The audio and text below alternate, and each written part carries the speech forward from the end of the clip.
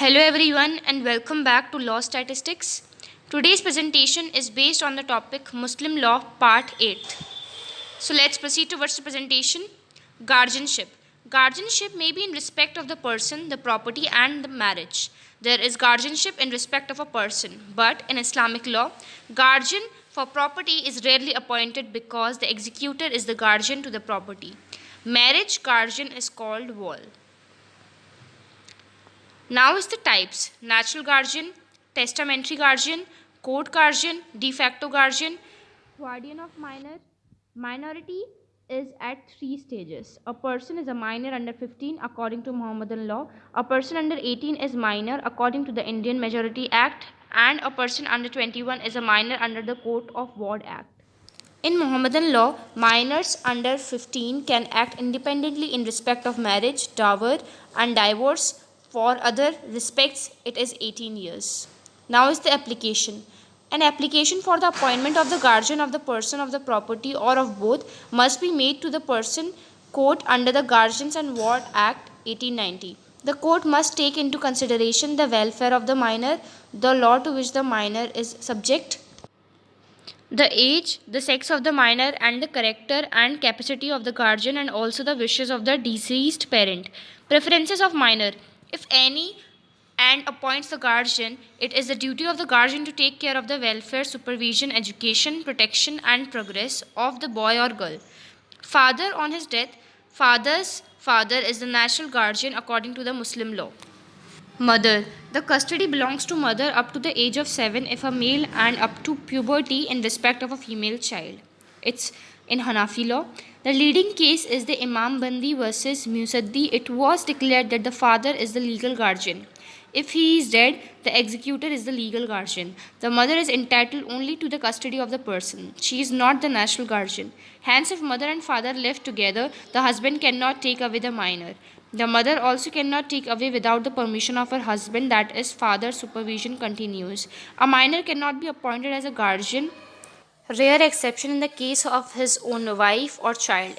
If the mother, widow, or a female guardian is married to a person not related to the child, she is disqualified. Similarly, adultery, immorality, or neglect of the minor are disqualifications.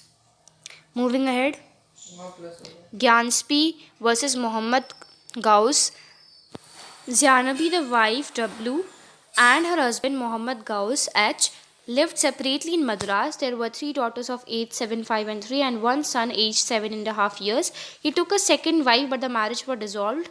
All the children were with W. One day H came and took two children by force. Thereupon W filed a petition for custody under the Guardian and Wards Act. Held W entitled to the custody of her children, other relations. In the absence of mother, the following are entitled to custody in order of priority: mother's mother, father's mother, full sister, and other female relations, including aunts. If such a female marries a stranger, she loses her preference. Failing the above person, the following male person are entitled to custody on priority basis: the father, nearest paternal grandfather, full brother, consanguine brother. The general rule is no male is entitled to custody over a female minor unless he is related to her by blood, that is, he must be within the prohibited degrees. An illegitimate child up to 7 years of age must be under its mother. After that, it is left to its option. Now is the Hidava, that is guide, Survi law. It is authoritative legal text of Muslim law in India. In Hanafi law, Hidayah and Fatwa Alamgin are two paramount authorities and are followed. The author of Hidayah is Sheikh Burhan Adin Marginani, who lived in the 12th century. He hailed from Marginan, a small town in Turkey. The author had written a book, Bidayah. The commentary on this is Hidayah. This is in Arabic. This was translated into Persian by 4 Maulvis. Also, this was translated into English by Charles Hamilton, and this is often referred to by the courts and the bar in India. This is world famous text or authority in Muslim law. Hidayah deals with almost all topics of Muslim law: wills, wasihat, preemption, shufa, gifts, hiba, marriage, nikah, dower, meher, divorce, talaq, etc. Chapter 12.2 Muhammadan denied: any person who professes Mohammedan religion is a Muhammadan. Islam means surrender to Allah. Now is the accusation by birth by conversion test. It is not necessary according to the course that the person should follow any particular rites or ceremonies. Enough if he acknowledge that there is but one God, that Muhammad is his prophet. The trading communities, Khojas means respectable person, Bhoras means merchant, and Mamans means believer. In Maharashtra, Arid, Gujarat are Muslims. The leading case is Naranikhai versus Farakkal. Apostasy and conversion. Renunciation by Muslims of his religion is called apostasy ridda. When a person embraces Islam, it is called conversion. Apostasy was at the one time a treason. The punishment was life imprisonment and in extreme cases death penalty. Of course, this was subject to a number of exceptions. Apostasy is no longer a treason or a punishable offense. Moving ahead. Now is the apostasy and marital status. Apostasy by the husband. His marriage with his Muslim wife is dissolved. Apostasy may be made expressly or by implicit conduct. Apostasy by the wife. Mere apostasy by the wife will not dissolve the marriage with her Muslim husband, but according to Bed law, apostasy by the wife operated as dissolution of marriage. In fact, this was the way open to her to get rid of her husband. With the passing of the Dissolution of Marriage Act of 1939, apostasy does not dissolve the marriage.